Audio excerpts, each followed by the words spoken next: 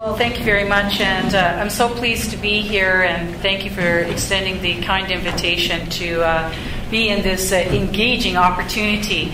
And I have to say is, first of all, I'd like to thank all of the current serving school board trustees for their service to the various jurisdictions that you represent. It's a very important role, and best of luck in the upcoming election. And also for all of you who have stepped up to the plate and are taking the big step of being very courageous to have your name stand on the ballot in the upcoming municipal election. And that too is a very important initializing step, and it takes a lot of courage to do that. So I thank you for that, and wish you as well all the best in the upcoming municipal election. I thought it would be best to keep my comments tight and short, because I think it's really important to have you ask questions that you may be thinking about pondering. And the first segment, it was illegal, and I was, I was struggling with that. And I thank you, David Anderson, for pointing out to everybody in the room. You can go to ASBA's website and find out all of the legal framework for that. So, it's not my intention to grill you on the School Act, and I'd like to know how many in the room brought their School Act with them. Absolutely nobody, including myself, because mine, I had like 2 copies when I was a school board trustee, was eloquently tabbed, so if I had to make a general reference. But one thing you learn very quickly is that piece of legislation and any regulation that attaches itself to it is very important. So, and I'm also quite surprised that, you may not have it with you, but has anybody read these sections so far that apply to your nomination? So I see a lot of head nodding, which is real good for you, because you need to understand what that means. And it also has, I believe, some touch points into the Elections Alberta Act as well. And there might be some other reference. I haven't spent the time to, peruse over that nomination form. But those are very important pieces. But the legislation regulation is really important. And I'm not going to, browbeat you on what the technical aspect of that is. But I'd like to frame a couple of things for you that I think that are important, and maybe to prompt some thinking, and so that you would be able to engage and ask some questions. Let's start with the province of Alberta. Just to frame this, it's over a $5 billion investment in public education in this province. That's how big of the investment is. And that's not including the infrastructure. If I look at the infrastructure, and I've been on the very fortunate to represent the Minister of Education, the Honourable Dave Hancock, in the opening of some new schools in Edmonton here. And just to give you a sense, it's $7.2 billion for public infrastructure this year by the government, the second highest budgeted amount ever. And there's $513 million supporting new school construction and modernization projects right across the province. Right here in the city of Edmonton, between Edmonton Public and Edmonton Catholic School Board, it's over $1 billion investment. I would venture to say that it's the same in Calgary, over $1 billion. It's a large amount of money being invested in this very important piece of work that you're stepping up to the plate to run in the election, to be that representative of the people, that voice. And locally elected school boards play an integral role in this province because of that representation piece and that voice piece.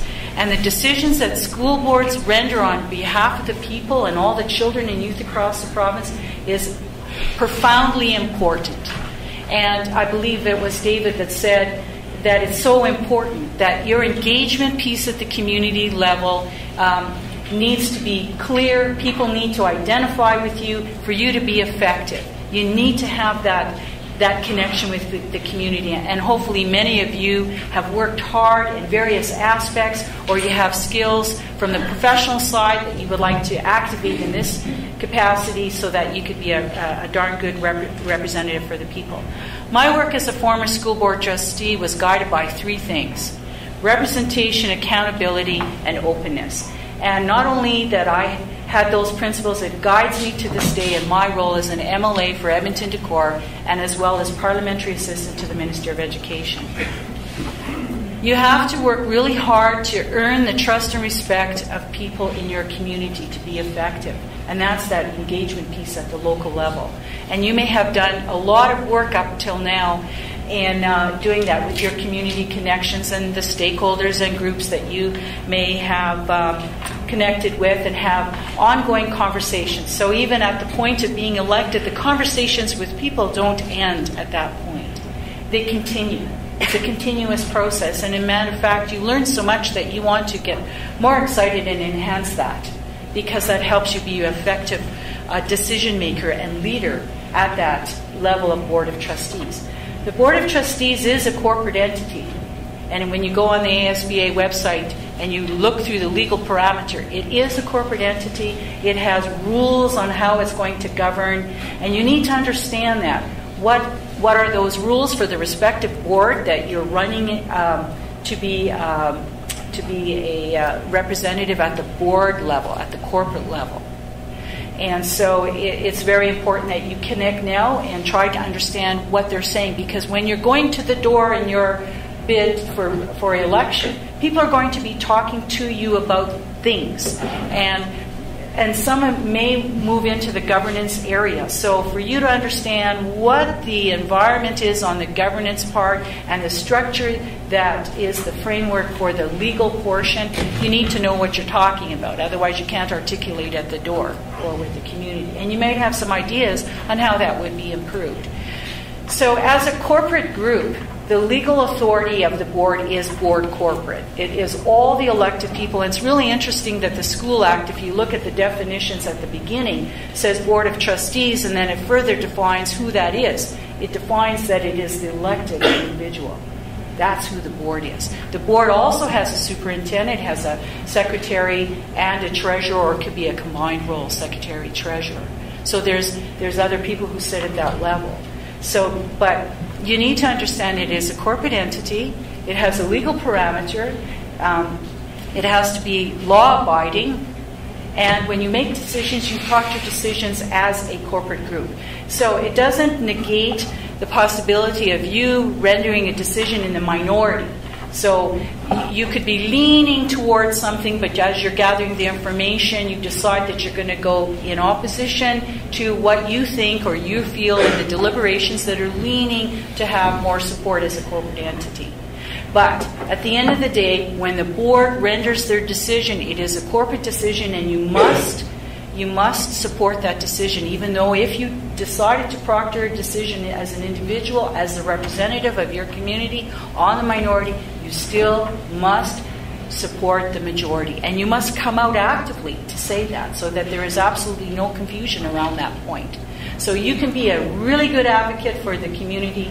You don't close that door once you become elected. You bring that voice to the table in all the deliberations of the board, whether it's in however it's configured for the respective board.